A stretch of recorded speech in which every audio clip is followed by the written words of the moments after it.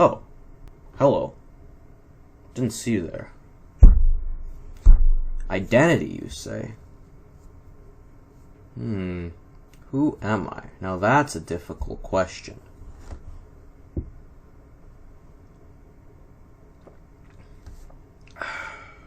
Well, I'd say I'm a mix of different things. I'm from two places, which plays a big deal into who I am and how I think of the world. Some people think I'm a little bit racist. I'm a child at heart who loves humor and comedy, has a corny sense of what's funny and what's not. Love the outdoors, and fishing, and hiking, and I love playing tennis. I guess a combination of my experiences and what I like and what I don't like is what makes me me.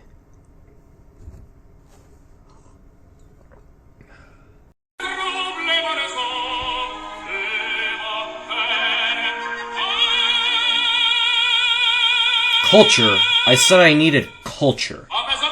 Somebody once told me the world Thank is gonna goodness. roll me. What is my culture? What groups am I a part of? Well, I've been a part of several. The easiest one to name is how I grew up in Hawaii. That's a little different. The way I speak, I still say the word how's it or brada sometimes. The food I like, my ideals, I love swimming and surfing. But other groups that I've chosen to be more of a part of have also shaped me. For instance, tennis. And no matter how many times I hear, bro, that ball was in, dude. Come on, stop hooking me. Bro, I know that ball was in. Call the balls right. Don't make me get a lines judge. I'm still going to love it, and it's still giving me the competition streak that I have today. Along with, at the same time, speech and debate community. I can't believe they ran satire and the judge rewarded them. I hate soccer mom judges. This is I wish we could get some real judges. Has shown me different ways of speaking and becoming more eloquent, and shown me how to think about the world and how to evaluate my opinions and argue them against other people. That's part of my culture, and that's part of what makes me me. Hi there. I suppose if you really want to get to know me, you'll want to know more about the literature I read and how that's impacted me. First of all, I'm not going to say literature because those people are huge nerds. I'm going to say the books and how they've changed me and made me who I am. So when I was a wee lad, I started off my reading career with stuff like Warped, The Reluctant Assassin, and I loved young adult novels. I read as much as I could, from Harry Potter to Percy Jackson and the Olympians, anything I could get my hands on, The Hunger Games. But eventually I got bored of these. They weren't really impacting me in any way. At first I loved the escapism, but I never learned anything, and the heroes always came out on top, and I knew exactly what was going to happen. So I got rid of this nerd book, and I moved on to less predictable nerd books, like The Wheel of Time, The Kingkiller Chronicles, Lord of the Rings, which are masterpieces in their own right, but they didn't have enough existential dread or cynicism or willingness to die that really grew to attach me. So my sophomore year, as I hit puberty and became a ton more pretentious, I started reading books like Infinite Jest, a David Foster Wallace novel, and this is what started to greatly impact me when I was reading. I like the way things could go both ways. I like the way that you always thought you didn't know if the main character would come out on top, and sometimes the book would end in sadness. That's how reading impacted me. It made me see the world wasn't black and white. The other problem with reading is I started taking APUSH. And like our favorite author, DHL, I slowly became obsessed with American literature. And since then, I've read classics like Moby Dick, among all the other books we had to read in APUSH, and I've enjoyed all of them. And I'm unfortunately a little bit obsessed with trying to find the essence of what makes American literature. And I think that's part of the process of me slowly going insane. So overall, I'd say books have made me a little bit smarter and realized the world isn't always as it seemed, and they've probably also made me a little bit more crazy. How many syllables do you think it takes to tell a story? 5,000? 1,000? 100? Maybe for you plebeians, but for me, I can get out an entire story, a book, in just the word bruh. And if you've heard me talk at all, you know I use a lot of bruz, and dude, and man, and brother. But sometimes in the conversation I'll let other words slip, like if I'm describing holes I might say puka, or if something's dead I might say it's maki, or if I need to leave I gotta say we let's heleon. So, how does language identify me? I fit in pretty well with everybody else, and the way everybody else speaks is the same way I speak.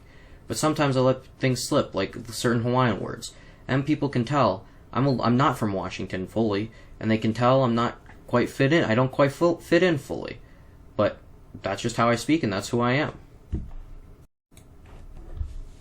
Well, Townsend, what did your name come from? Okay, I'm gonna stop doing a really bad impression of my grandparents, and I'm just gonna tell you. My great grandmother was named Ellen Louise Townsend, and she married my grandpa, Robert Rowland, my great grandpa Robert Rowland, and they had a kid, and they had my grandfather, Robert E. Rowland, and Robert E. Rowland married my grandmother, and they had my dad, Robert Townsend Rowland, and then they had me, and they said, and if you can guess the trend of dads naming their kids. Luckily, my mother broke that. And no, my dad didn't want to name me Robert like his grandfather and his father before him. He wanted to name me Marlon, but my mom put a stop to that. So they named me Townsend. My natal name is E, like my grandfather, Eby. My last name is obviously the same as my dad, Rowland. And so, for me, my name has always been a source of comfort because I feel like I can fit in. I know its origins. I know where it's from. I know it makes me part of the family, so I've always enjoyed that. I have a lot of really good memories and a lot of really bad memories. Like, I remember my first tennis tournament I won. I remember catching fish out of the air. I remember meeting my best friends. All those things are awesome memories to me. I also have bad memories, like leaving Hawaii and all my friends behind, even though I enjoy it now, or my parents getting divorced. Those were awful memories for me. But I can't discard them. I know they've made me who I am. The memories I have form the opinions that I take, forms how I speak and who I'm friends with. All those things are important to me. But at the same time, I gotta remember I can't get trapped in memories or stay stagnant or who I am. I gotta keep moving forward. This took a really odd, inspirational step, but I hope you don't mind, even though I know I'm cynical and dead on the inside. Now, if you're talking center, in Sammamish, I'm pretty much the center of the center.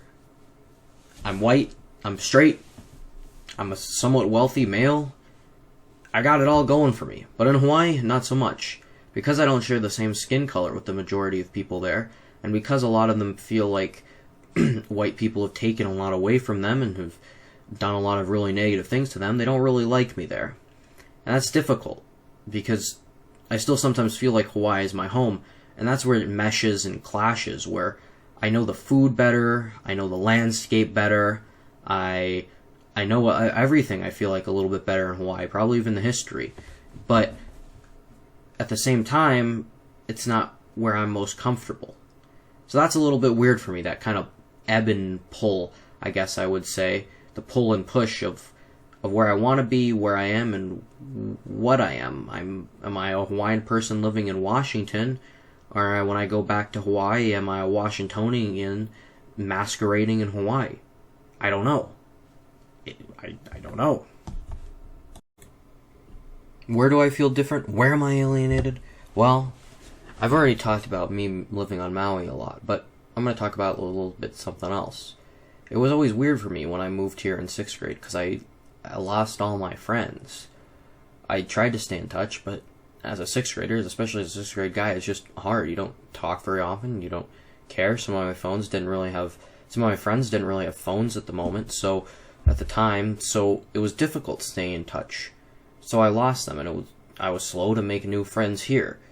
So whenever I go back to Hawaii every summer, it's a little weird, because if I see somebody I know, which happens often enough, I feel a little awkward. Do I say hello? Do I not say hello? Will they even remember me? I feel alienated from my friends and the people I knew in Hawaii because I don't go back enough. And honestly, I feel sometimes like a poser when I go, because am I really there? Does it really matter? Am I even Hawaiian, or am I just some stupid tourist now? Who knows? That's where I feel the most alienated. Did you see these great jeans? Where do you think they came from? Where did they come from? I'm from a couple different places. let's start with my dad's side of the family. Now, they have been in America almost since it seems the beginning of time. I'm not sure exactly when my great-great-great-great-great-grandparents immigrated here, but they've been here since at least my great-great-great-grandparents. Because I know my great-great-grandparents were born here. One was a jeweler, and I think one worked for an oil company or was maybe a financial guy. Then my great-grandparents, they are both from here. One was from, I think they're both from New Jersey. And my grandparents and grandma have always lived here.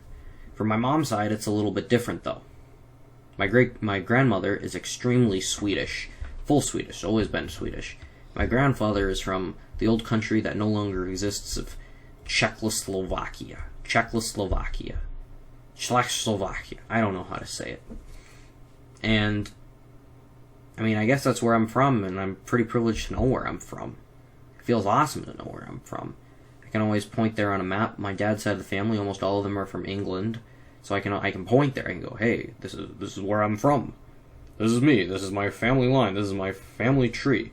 I know my grandpa has a family tree going back to the 1600s or something. It's quite ridiculous. So, I guess it's nice to have a family tree. It's awesome. Family. Ohana means family, and that means that nobody gets left behind. Well, I guess I'll start with my closest family, my mom and my sister. My mom lives here with me in Washington, or I should say, I live with my mom, because she still does my laundry, she still cooks to me, I'm still fully dependent on her. No matter how many times she really irritates me when she says, Townsend, your brain is not fully developed because you're a teenager, wait till you're 26, and then you'll start making good decisions, as if that makes every single one of my arguments invalid. My sister goes to Inglewood, she's in 6th grade, she's chill, we're family, I like her. Now my grandma here, my Nana, that's what I call her, she's an interesting figure. She still has a very strong Swedish accent, and she is very Swedish. She is so Swedish, in fact, she only really reads books in Swedish and eats lingonberry jam on everything. I've seen her eat it on rice, to ham, to I'm pretty sure I've seen her eat it on pizza, which is weird. Although, I can't say if that's because she's Swedish or because she's weird, because her favorite expression is, it's so cold it makes your dicky bird twitter. So who really knows? In Hawaii, I have my grandparents. My grandma has MS, so she's been in a wheelchair for as long as I want. My dad lives there, and along with my other grandparents. What does family mean to me? I mean, it's a place where I've always been supported. My mom has always supported every whim I've ever wanted to, from playing tennis to joining speech and debate. She's always been there, and she's always supported me, even though that means sometimes waking up at 5 in the morning to drive and judge me all day at a stupid tournament where kids stink and they don't even really know how to speak nor debate, even though that's the name of the tournament. Like, that's the name of the game. So what does family mean to me? I guess it means that unconditional support that they provide me, and my mom and my sister have done that beautifully for me, which I really appreciate. Now, that leads right into the subject of home. Where do I feel most at home, and what does home mean to me? Well, for me now, it's totally in Washington. I love being here. I love the outdoors of Washington in my coonskin cap. I love fishing. I love the snow. I love the cold weather for most of the time until I want to die because it hasn't been sunny in the last 8 years of my life.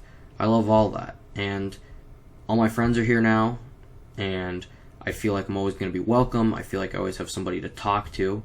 So that's where home is going to be to me, where I feel most comfortable, and that's here. Or I can make stupid videos in front of my computer, and I know what's going to happen, and I know what's going on. That's where home is for me, and whereas Hawaii is a little more chaotic, and if I'm staying with my dad, I don't know the plans, I don't know what's going to happen.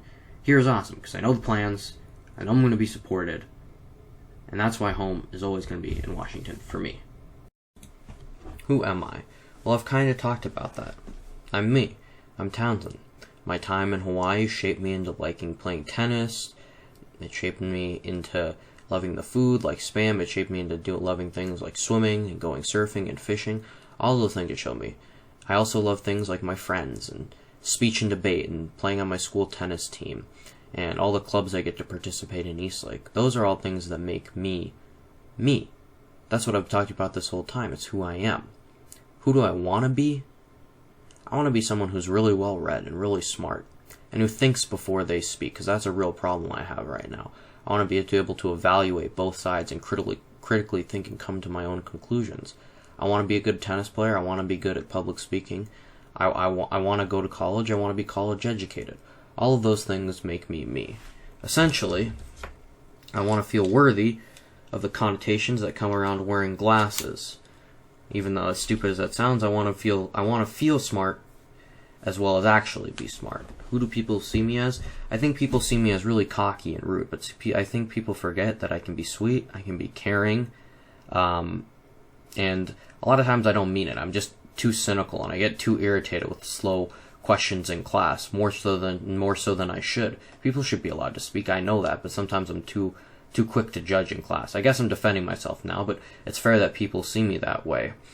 And yeah, that's who I am. This is me. This is a poor comparison to the book that was The Namesake, but hopefully you enjoy.